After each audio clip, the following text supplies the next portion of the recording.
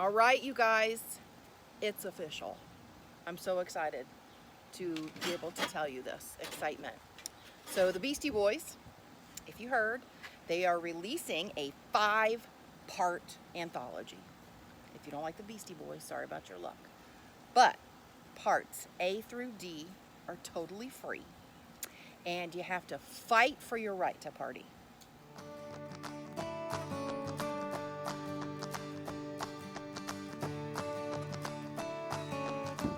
Hi. Today we are going to try to get everything ready to stain the shed. That's our goal. Pretty much just prepare it. It's supposed to rain between 5 and 7. So we'd like to get kind of everything ready and it hosed down and either do it later this evening or tomorrow because it's not supposed to rain the rest of the weekend. So that's going to be our chore. And just like that, we started with the stain that we used was made by PPG or Porter Paint. It's the Flood brand. It was I called it a chocolate brown. It had a different name. But we went to Harbor Freight and bought the inexpensive airless sprayer. Here we started out with the wand on it. We had some concern about the stain getting in between the grooves, and we went with the extension and a heavy nozzle for it. And you can tell right away that it's just not going to perform the way we thought it would. And at this point, I was just ready just to get the stain on there, and it was drying almost as fast as we put it on. We were trying to get excellent coverage, good penetration, and still have that look like it had always been there. I mean, it ends up looking really fresh, and that wasn't our goal, honestly, at the beginning. We wanted it to look like it had been here for a while. And right there's the first change on the container. That's, it's about a little more than a pint. I forget how much, but we had 2 gallons to work with, and we basically were going to get all we could out of those 2 gallons. And I didn't think it would make it. I didn't think it would cover the whole structure. The only thing left for us to do on this, there's some trim, there's some window trim, and the soffit. And that's going to be a different color. We really haven't picked a color out yet for the trim, the front door, and whatnot. But feel free to leave a comment below what you think would look better with that color brown. We're up in the air between a light brown, a white, a black, and I think that's maybe a gray. But to paint the doors and the trim and that's what we're looking to do. And we're going to have some challenges with this building, and that we use it to store things and tools. And our goal with the whole process here was just to keep it protected. It started turning out really nice. It surprised us both. And the trick with this sprayer is don't let the paint dry up in the nozzle like it is with any airless sprayer. And it really wasn't that difficult. We knew we had, X amount of paint in there. We had X amount of time.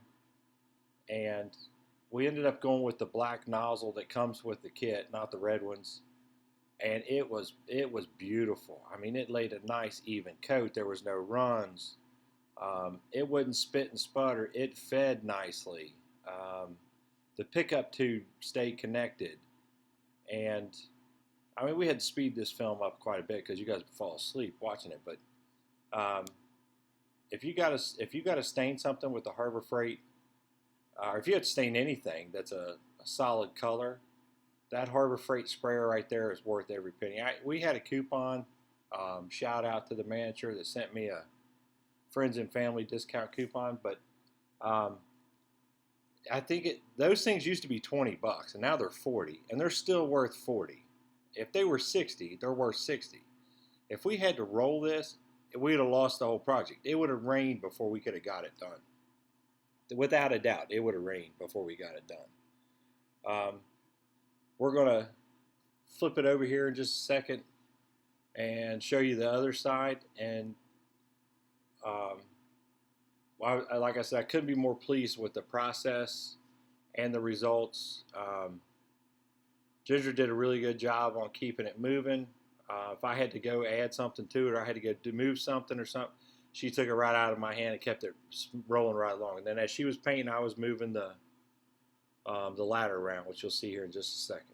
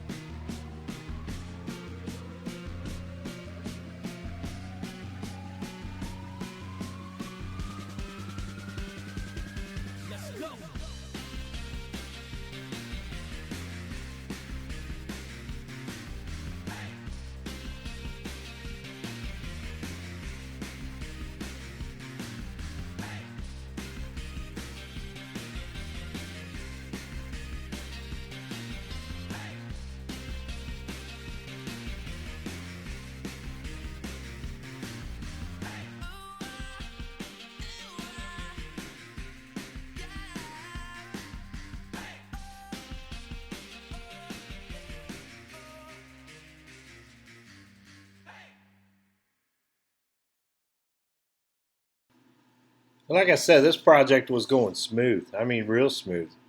Um, I would paint the high spots, Ginger would paint the low spots, and as most of you know, we are a good team. We really are. We work together well. Um, we have quite a bit of thoughts. There's some people wondering where Everest was. She was in good hands. We had somebody watching her, and she was getting a little bit of service dog training while we were there, but we missed her for sure. Then we moved on to the other side with the second gallon.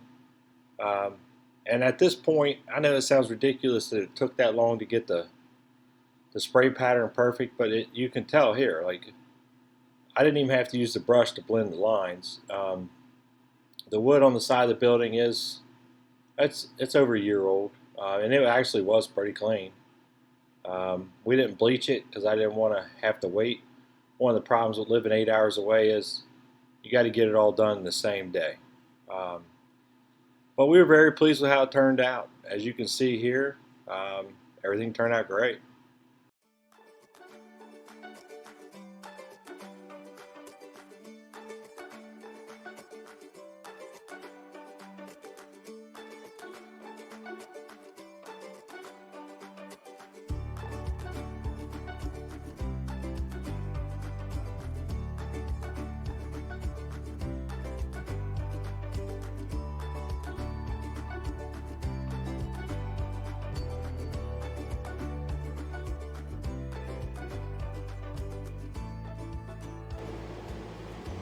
Hello.